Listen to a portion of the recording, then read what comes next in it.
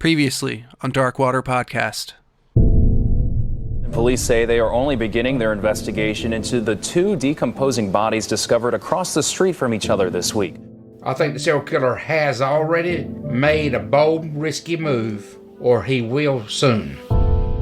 Somebody wanted her body found right there. They wanted to let you know, hey, you do this shit right here, what she was doing, and the same damn thing that happened to her is going to happen to you. They said, I brought you here because there's so many people out there recording. I didn't want to make a spectacle of what was going on. He said, but one of the girls was your sister. She says the attacker cut Megan's hair, but her daughter couldn't see who it was. Oh, that's definitely a damn signature. There is some kind of organization, gang, whatever, that is causing these crimes. Those are not coincidental crimes. Towns that size don't just explode with crime. There has to be something going on in Lumberton that is causing this type of crime. Tonight, a special edition of our program examines Robeson County, a place where poverty, distrust, and violence have become a public issue. International media hype will suggest a serial killer is roaming the streets of Lumberton, with origins stretching into previous unsolved disappearances, murders, and mysterious crimes. Is there truly one person responsible for these events, or something darkly complex waiting to be found? That's what we're trying to find out. Welcome to Dark Water, an investigative podcast hosted by me, Bret Andrews. And me, Nick Andrews. We're not related. So far as we know.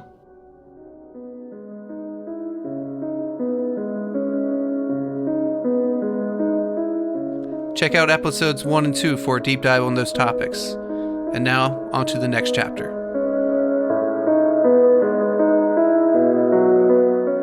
You're back with Dark Water Podcast. Welcome to this weird journey if it's your first time joining us. In previous episodes, we discussed how this podcast got started, our involvement as North Carolinians, and the town the crimes happened in.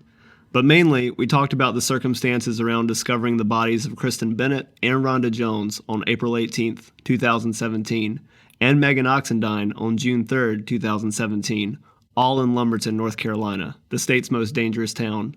We were joined by the family of one of the victims and talked to forensic scientist Dr. Maurice Godwin about the cases. We also covered very specific details, some raising concern, from the official autopsy and investigative reports. All the women knew or knew of each other in some capacity. Kristen was found in an abandoned home, wrapped up in a blanket inside a TV cabinet, and Rhonda was found upside down in the trash can with her foot hanging out on the same April morning, just hours apart. Both were nude and so decomposed, a cause of death could not be determined. Megan spoke to a local news station the day Rhonda and Kristen were found. She had, at some point, been in the abandoned home the day Kristen's body was found, accompanying another man that was smoking crack. Sometime after the TV interview, Megan was attacked, and her hair was also cut. Unfortunately, she became the next victim when found blocks up the road from where Kristen and Rhonda were discovered. She had some cloth stuffed in her mouth, and she was under shingles and branches in a defense position. The Lumberton Police, Robeson County Sheriff's Department, the North Carolina SBI, and FBI have been working to find out what happened to the women with no definitive leads so far that we know of. With theories and rumors of serial killers, organized crime, and even police involvement running wild in the news. Go back and check out episodes 1 and 2 for all that and more. Cynthia Jacobs, aka Twister, a woman we haven't talked a lot about so far. She's essentially a ghost in terms of when exactly she disappeared at some point in East Lumberton in July of 2017. We know she was close to at least Rhonda Jones, and apparently was the last person to see Megan Oxendine alive. She hasn't received a lot of media attention, but she was incredibly close to these cases and the women, literally and figuratively. We're learning that more and more. I think Cynthia's might be related. It's rumored that a man in East Lumberton, who has essentially evaporated, held Cynthia's shoes and bank card. He lived in extremely close proximity to where the other women were found. For now, we'll refer to him simply as L. This theory is brought to you by a Facebook group full of local North Carolina sleuths called True Justice Warriors. Cynthia was in a failed rehab stint in Durham, North Carolina, shortly before returning to Lumberton, being jailed for drug use and then released and then disappearing. Rhonda was in Greensboro in a similar pattern before she returned to Lumberton and met her fate months earlier. You know, it's obviously tragic enough that rehab didn't work out, but then on top of it, one ends up dead, one goes missing. Here's a tragic and mysterious Facebook post from one of Cynthia's relatives. Cynthia Jacobs is my fiance's sister, and we have been everywhere looking for her. There is an older couple that lives in Fairmont that we were told by several people that this couple locks her in a room and lets her out at the first of the month. Then we were told about a man named L that took her in and feeds her, washes her clothes. So we went to his house and found Cynthia's shoes and asked him about them and Cynthia. He denies knowing her, and he has her Social Security bank card. He admitted to us about that. Yet when the detectives talks to this man, he denies everything. In June, Megan went missing. Cynthia was the last person to be with Megan. There has to be a connection somewhere with the three deceased and Cynthia. Remember, Megan was interviewed by the news and told some of what was happening. The last contact we had with Cynthia was in April and May, and she mentioned a man named Jay has been taking care of her. So we looked into his back, I assume they mean background, in April, and come to find out he was pimping her and two other girls. We took her in and took care of her in May. Her lifestyle is very different from ours, and she thanked us for giving her a room of her own, a TV, and a bed. But she said, "I love you, brother, I love you, mama, but my home is on the streets with my girls."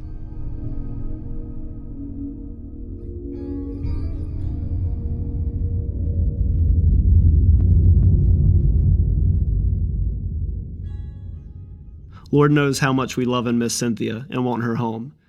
And again, that was a reading of a verbatim Facebook post from someone in Cynthia Jacobs' family. Here's where things start to weave together. As we said, Cynthia was the last person to see Megan alive. So did the same men know the other women, L or J? This is at least one local theory. But before you get too wrapped up in that one, there are others just as convincing and heartfelt, at least in the amount they're repeated in the community. Some even say that Cynthia was found long ago and the truth was covered up, out behind a Pepsi plant. Who knows at this point? For every neighborhood in Lumberton to every Facebook group and Reddit thread, there's a different story. Is this the result of overconfident neighbors and sleuths playing the telephone game, or are these actually legitimate leads being pursued? We know in fact some have been reported to law enforcement. I have to admit, I'm inclined to believe somewhere in these theories there has to be some bit of truth. In a town where people end up dead and missing all the time, it's hard for me to see what people have to gain by sticking their own necks out for justice. But there's a bond in Robeson County over these cases. So much so the locals, headed by Sheila Price and Sherlyn Whitaker, Rhonda Jones' mom and sister, whom we interviewed, started an awareness group that's becoming increasingly more legitimate called Shatter the Silence. To their credit, Police Chief Michael McNeil and Sheriff Bernice Wilkins are even helping facilitate a spring march to the police station, planned by the group in memory of the murdered and missing in Robeson County. So after Cynthia's disappearance, it wouldn't be until September 5th, 2017 that a new woman went missing in East Lumberton, elevating these cases into the national, really international spotlight. But why? Well, because the other women were addicts and sex workers. This new person was a young white woman from Lumberton. Yes, with addiction issues herself, but considered by most in the community to be a far cry from the other women, as far as lifestyle, and because she didn't know them. She was also the daughter of a local judge. In a sense, embellished reporting or not, because of the reaction our society gives to the words serial killer, Abby Patterson's disappearance elevated the cases of all the women from the lesser dead to the international spotlight. Crime writer David Lohr goes so far to point out the possible connection in all of these 2017 events in Lumberton with unsolved murders nearly a decade ago in the same area that are equally as perplexing, also involving women with ties to addiction and sex work in Lumberton. We'll be covering that later and exploring how viable, or not, that idea might be. In an FBI press conference focused on the women found in the spring, Abby Patterson was also brought up.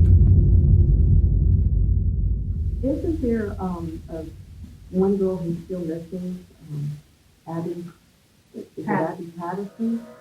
Is there any indication that her disappearance might be linked to any of these deaths? We don't have anything that would link those together. Abby Lynn Patterson was last seen leaving her home here on East 9th Street a year ago today. Questions persist about potential connections between her and the other women. Some people think they're all connected. Here's a clip of Abby Patterson's mom, Samantha Lovett, speaking on the case. Someone out there knows something, and I just need to find that person that's going to break their conscience and just tell us where she's at. Her name was Abby Patterson, a 20-year-old addict and more importantly a loved family member, just out of rehab in Charlotte, North Carolina, then to a transitional home in Jacksonville, Florida, before returning to her family in Lumberton, where she ultimately disappeared. Her mother is a judge for the Robeson County Board of Elections. They had just enjoyed an awesome day at the beach before she vanished. Needless to say, despite her addiction issue, Abby's background is somewhat of a departure from the other women. This leads many to completely discount her disappearance as being related to the disappearances of Cynthia and the deaths of Kristen, Rhonda, and Megan. However, Abby disappeared on East 9th Street, just blocks away from where the other girls were found. And while she didn't know them, I wonder if they could be linked through their drug source. Yeah, it's only so big as a community. We talked a lot about how much that black market economy has been running Robeson County in the past, even creeping into their institutions and corrupting them. And it doesn't seem a lot has changed so far. It's a town of only 21,000 roughly, and it seems local families have been quite ingrained in that small community and its operations for some time. Some even refer to it as the Pembroke Mafia. Scandal-ridden and corrupt authority figures in Robeson County, Pembroke is just a town down the road from Lumberton. But there's a case there, and we'll be discussing in coming episodes. So anyway, here's what happened the day of, as we understand it. Abby's disappearance. The morning of Tuesday, September 5th, 2017, at roughly 11:30 a.m., Abby got into a brown Buick down the road from her mother, Samantha Lovett's home on East 9th Street in Lumberton, and took off. That was almost the last time anyone has seen her since. The man in the Buick was simply referred to by police as an acquaintance in reports. So far, they won't confirm or deny that the man is a person of interest, nor will they confirm or deny any potential connections between Abby and Kristen, Rhonda, Megan, or even Cynthia. Terry Parker, the captain of the Lumberton Police Investigative Division, whom we discussed in episode 2 somewhat, at first said they couldn't confirm Abby's actions after departing from near her mother's home, but later press confirmed that police actually knew who she went with and where she was dropped off. But they declined to say where. Local sleuths from the Facebook group True Justice Warriors have submitted to us an identity for the man in the Buick, but for now we can't confirm definitely ourselves. And in addition to the man and the earlier theory, we don't want to casually throw his name out there. We'll say for now that the story we've been given is checking out, and we'll continue to work on it. Her mom received a text after saying she left home and she'd be gone for an hour. Initially, it was reported that she said that in person. So part of me thinks, can we be sure Abby sent the text? 1 hour gives someone a lot of time. Abby's mom has thus not responded to our messages reaching out for an interview. Please know you're in our thoughts and let us know if you'd like to speak. Dr. Maurice Godwin, who's been helping us in how we approach thought on these cases, had a few things to say, especially about the geography of the deaths and disappearances when considered collectively. Another thing that you're looking here now, that I developed this because there's always in the past is always talking about circular geographical profiling. The crimes will be laid out in a circular pattern.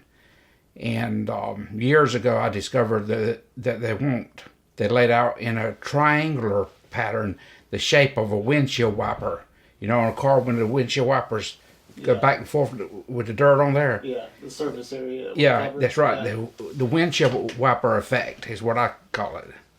And that's what basically you have here is a windshield wiper effect. If you draw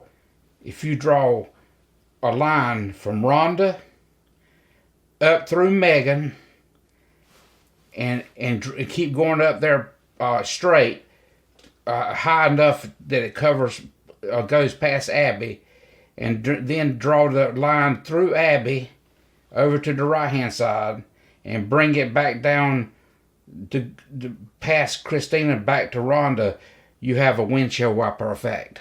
I've got 80% probability that the killer lives within that triangle in the DC sniper case. But it does suggest that it's likely that he lives within the triangle area.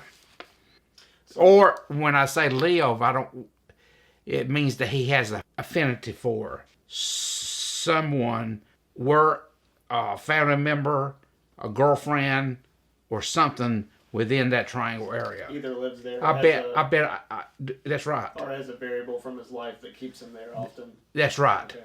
That's right. That's a good way to put it. Yeah.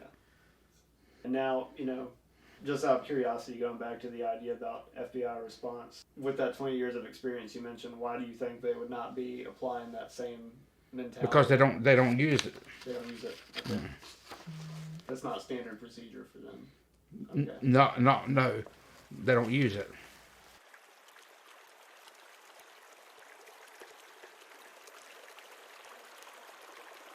The FBI and Lumberton Police Department have drained and searched 2 local ponds for Abby that are near a vacant home off Alamac Road, based on potential leads. That happened in July of 2018. Perhaps it's not the greatest sign, but we hope she's still out there, only missing. The FBI is offering $10,000 for information leading them to Abby. If Abby is connected to the other women, and we knew where she was, if unfortunately deceased or not, as a 5th victim, it would be worth exploring a connection to the other women. There's an FBI plurality study about killers usually being close to the 5th victim. I wonder if it's because by the time they're onto the 5th victim, they're rather confident or in their horrific groove. And again, that's solely on the premise that Abby is connected and the 5th victim in this string of events. But we just thought that was worth mentioning. Dr. Godwin is skeptical if the FBI is even using geographical profiling in these cases, specifically concerning the idea that he mentioned earlier, the windshield wiper pattern. So what do you think would be a more modern approach to the behavioral science? Yeah, there's no modern approach. No modern approach. No. Still being developed. People are still being developed. No, they're stuck in the mine hunter with John Douglas. That's the forefront of that thought for that world. They're stuck in the mine hunter days of John Douglas. Okay. Let me ask you a question. Yeah. Do you think that this individual is scared of being apprehended? At least not in the aftermath. Well, of his crimes. no, there's not but one word. No. No. Yeah. And he's not. And so as long as he's not afraid, he's going to continue to do what he's going to do, is kill. And as long as he is not afraid of where he's killing and getting his victims from, he's going to do and continue to do it in Lumberton, North Carolina. Now here's another thing is, he's probably killed other places too. So someone that's carved a very sloppy, violent path that's just going to keep going. I mean, there are similar situations in like Rocky Mount and That's right. Just areas along 95. But the killer of these victims is bold, cocky, and arrogant. So I think I think that he has already done it, or he will in the future make more bold attempts to come out and do more, take more risk to carry out the crime. Because see, he said, these fools don't even know who I am, man. They're not even no closer to catching me, and look, it's been all these years. Patterson is white, has brown hair, brown eyes, is about 5 feet 7 inches tall, and weighs 140 pounds. She has a bird tattoo on her shoulder and a dark birthmark on the back of her left thigh. She was last seen wearing a white shirt and brown shorts. That case there could be the linchpin to the other 4. Here's an update on our contact with law enforcement and journalists in Robeson County so far.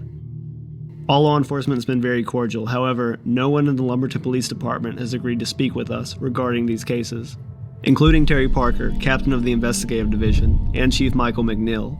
In addition, contact with the Sheriff's Department has been coming up short on gaining any insight from Sheriff Bernice Wilkins. However, he does seem to be a ray of light in the community for some. with his focus on cold cases and taking direct action to remedy the issues in Robeson County. But time will only tell on the result. But he's been keeping busy so far and quite active in the community. So as far as this group goes, we'd love a chance to hear all of your perspectives and all your contributions to this narrative. We can't do it without you. Agreed. And just to be balanced, switching back to a focus on the police department briefly, I know firsthand that the communication between the Lumberton Police Department and the FBI hasn't been the most transparent, at least on one occasion. Apparently there was a meeting where it was realized by family members that the Lumberton Police Department didn't find certain information relevant, not enough to be passed along to the FBI. This is straight from the family interview, but I won't comment further for now. Editor of the Robesonian, T.C. Hunter, a staunch critic of the idea Abby is linked to the other women, has formally declined to be interviewed or interact with the podcast or the future documentary in any manner. Which is totally his prerogative. Perhaps he will let us know if he changes his mind. While Rhonda's family has been the only to speak with us, we'd like to offer this invitation to the family members and friends of Kristen, Megan, Abby, and Cynthia as well. If we can help share your perspective and come a little closer to justice by starting a discussion on these cases, please let us know. And we got a phone number you can use to speak with us anonymously. It will be mentioned at the end of the episode, as well as the other ways to contact us. As promised in episode 2, we've been covering local theories, including the one we're about to share from a Facebook group, Murder, Mystery, Mayhem, Robeson County, North Carolina. I've been speaking with someone associated with them who claims to be very acquainted with the cases and acquired this info from a local source. Please keep in mind, this, for now, is just a theory. We won't be mentioning specific names, but I can say the people referenced are real, with quite the criminal records. Nick and I debated the ethics of sharing this theory as well as others and decided on our current system. We're going to replace the actual names in the local theory with letters for now. Here it is, word for word. Bear with me. We know there are times when we get it wrong from our recliners, but there are times we do get it right. Today I received a call from a person asking if we could talk to someone who had information regarding the deaths of Rhonda Jones, Kristen Bennett, and Megan Oxendine. I will call this person X. I called X, and X informed me of the following. X told me that they have information regarding the girls' murders. They told me that they contacted Lumberton Police Department on a number of occasions regarding their tip. LPD told them they will send officers to take their statements. LPD didn't follow up on the tip. X also contacted the Robeson County Sheriff's Office on a number of occasions and asked to talk to the sheriff. Messages were taken, but the sheriff did not return any of the calls. I will say this, it is possible that the sheriff never received the messages, but it is also possible the sheriff chose not to return the call. We don't know. Rhonda and Kristen. X told me the following. Rhonda and Kristen were killed by O and another person that I will call B. They told me that both O and B were high on heroin one night and were bragging about killing Rhonda and Kristen. They told me that the hit was ordered and paid for by S and P. They told me the hit was ordered because the girls had stolen drugs from S. The other day, we posted about being told the feds were at the jail where O is being held.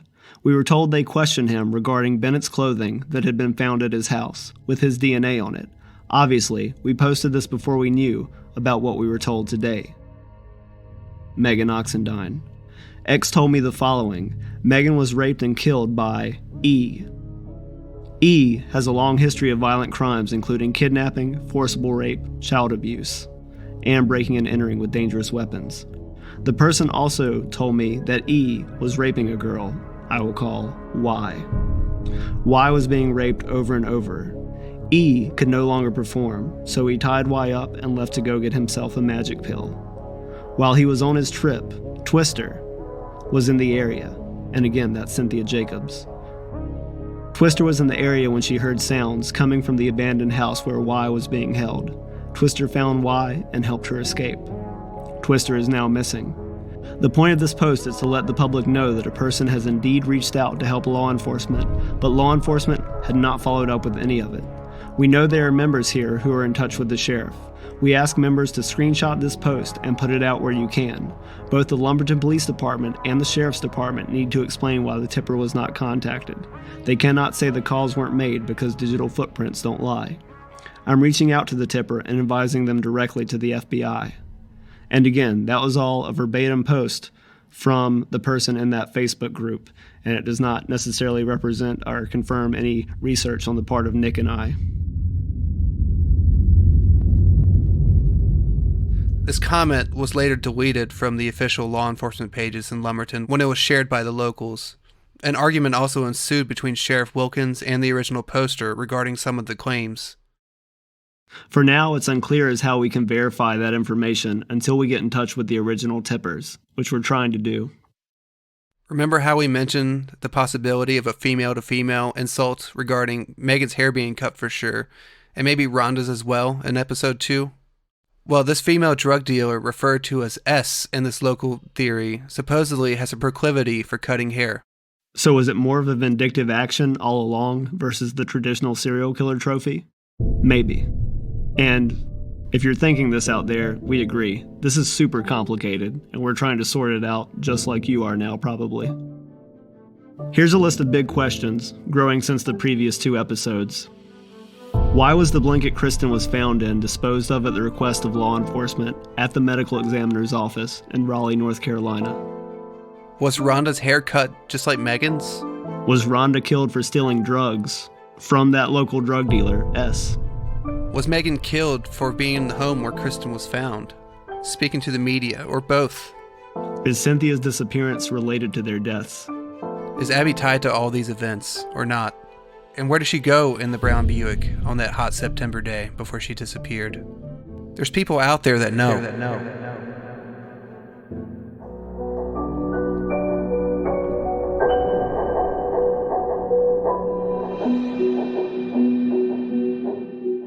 You can find us on Facebook and Instagram. Just search Darkwater Podcast.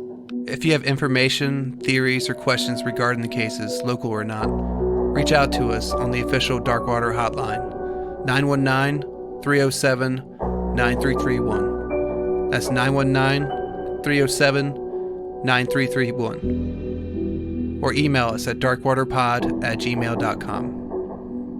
darkwaterpod@gmail.com. There will be future Q&A episodes you can potentially be featured on if you reach out. Anonymity and discretion will be respected if that's an issue, especially if you're local in Lumberton or Robeson County. Please subscribe, rate, and review on Apple Podcast. You can also find us wherever you listen to your podcast. We research, write, record, and produce this podcast ourselves on a bi-weekly basis. Music by Moonside Sound.